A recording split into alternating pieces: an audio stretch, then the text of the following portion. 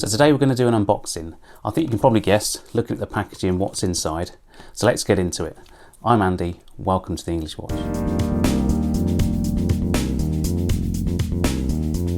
So before we get started, if you like this content, please give it a thumbs up and don't forget to leave any comments at the end. So please also check out theenglishwatch.com. There's some good articles in there and some reviews, some hints and tips, and a product page of all the tools that I use within my videos. You can also find me on Instagram where I make updates quite regularly. So anyway, on with the unboxing. So what have we got? This is a Rolex, as you can probably tell. It's a 2020 Submariner. So what we're going to do is take our time to get in. Now the unboxing for some is half the experience, so although the packaging may not be very special, the actual experience of getting into the watch and peeling back the layers in itself is quite an experience. So let's start off. Okay, so here we go.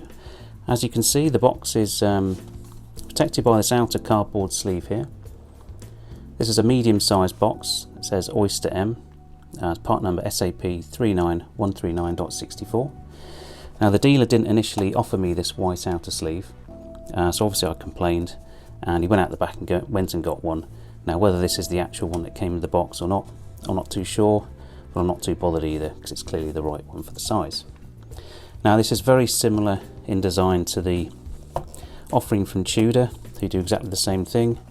You can see here matching part numbers, and they have an outer sleeve and an inner box, and similarly with Rolex. So you can see comparative in size. I'm sure Tudor do big ones and small ones. The Rolex on the bottom is slightly larger than this Tudor one. Okay, so let's slide the outer sleeve out, and as we do, we reveal, you'll see here the Rolex coronet on the outer box. Let's put that to one side. And here we're presented with a cream coloured inner box with a sort of grained, subtle texture on the outside. Now this cardboard has a very unique and distinctive sound that you'll recognise from other unboxings. You can just sort of hear the way that my hands go over this. And I think it's a key characteristic, and despite the low cost nature of the packaging, it gives some familiar and very audible theatre. So sliding the cover up, you can just feel the low pressure inside the box, and then suddenly it releases. Obviously to the high tolerances used. And you can see inside the very plain nature of this box. And Rolex have gone to no lengths at all to hide this with this hemmed edge here. I'll just show how they've wrapped an otherwise very ordinary cardboard box. Inside we reveal the green box. Now this is a shroud of cheap plastic mesh to cover the top of the box. And what we're going to do is I'll just put that to one side for a second, and we compare to how Tudor do it.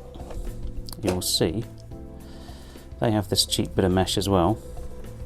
If I take the box out, you'll see that it covers the entirety of the inside of the box. And what Rolex do is they offer you literally this tiny little sheet. So I'm sure if you ever get to use the services in a Rolex factory, maybe they issue you just one sheet of toilet paper at a time.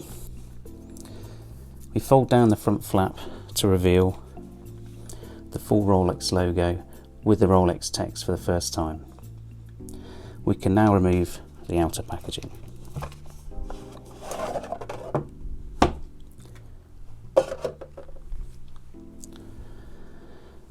Okay, as we said before, we've got a medium-sized box.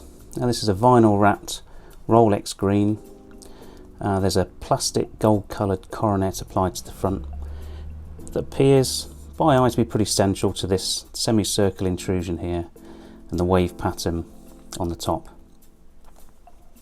On the back, the hinges have been almost apologetically taped over, and on the underside the words Rolex SA, Geneva, Swiss, so Geneva, Switzerland, and then another part number there, 39139.01.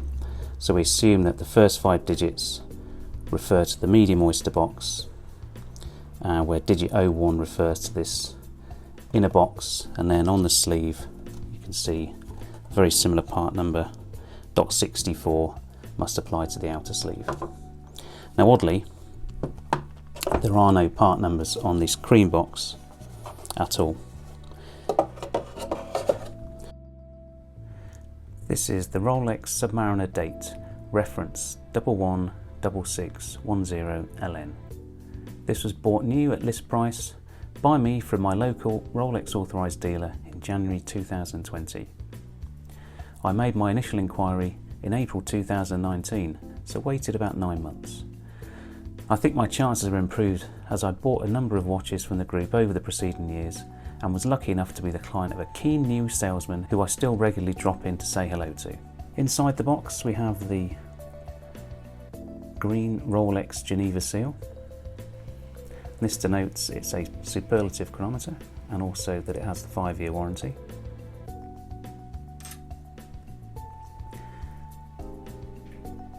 Looking into the back,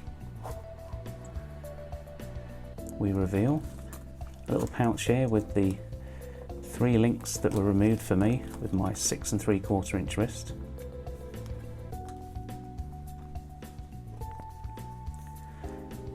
The Rolex Submariner date manual. Now this is something that probably won't get much airtime, but inside it tells you how to wind the watch, tells you about the waterproofness, how to set the date, how to use the bezel, and how to remember to always wind the crown down when you get it wet.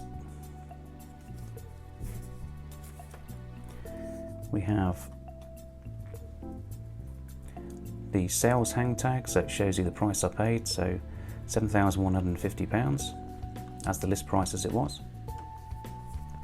Next we have this delightful little leatherette wallet, I'm going to call it, with the Rolex guarantee. This is the old style, this is a 2020 watch, but sadly this still came on the old style card, with my name on the back and the additional 5-year warranty that I received from Watches of Switzerland, so a 10-year warranty with this watch.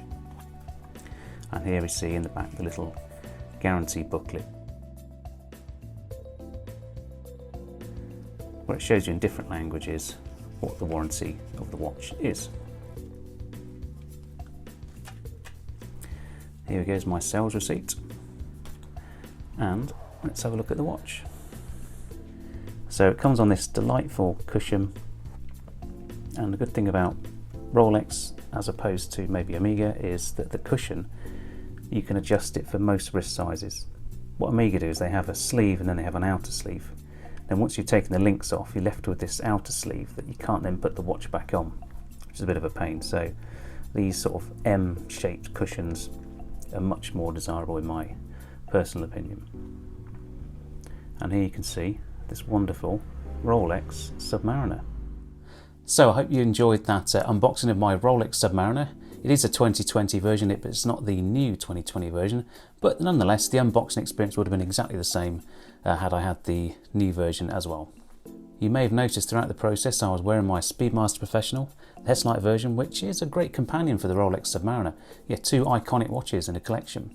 Anyway, as you expect for the English watch, I did shoot some extra footage, and what I'm going to do is I'm going to put some more footage together for a second part of this video, which is more about the experience of the watch, some of the history and some of the sizing. So this was primarily an unboxing, and I hope I've achieved that. So please give me some comments and give it the thumbs up. Please don't forget to subscribe to help build the channel and to help me make more really great videos for you guys. Anyway, until next time, I'm Andy, this has been the English Watch. Take care and I'll see you soon. Bye for now.